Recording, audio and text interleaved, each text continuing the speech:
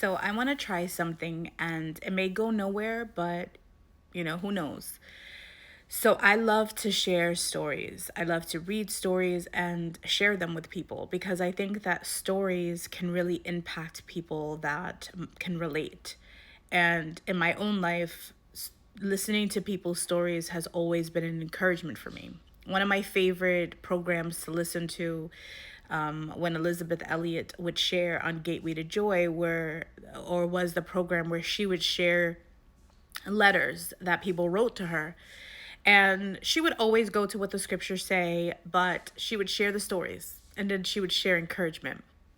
And the stories always touched me. I remember one story she shared. It was a little boy who had heard a talk with her while he was listening with his parents.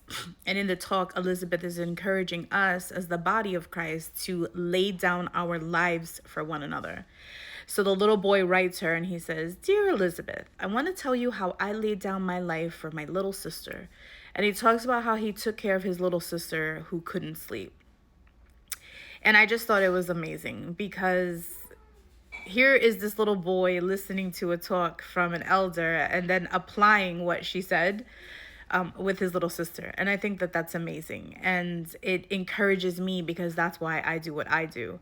I amplify my voice and share stories because I want to encourage whoever watches. And I know that that's going to consist of maybe adults or maybe children.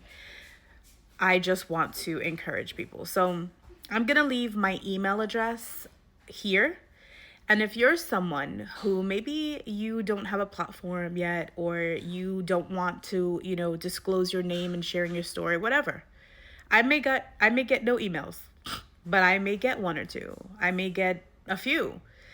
If you don't mind me sharing your story, you don't want me to disclose your name, you can let me know, that's fine. But you want your story to be heard and shared, email me and I will share your story on my platform. And it's actually something I'm thinking about doing more and more.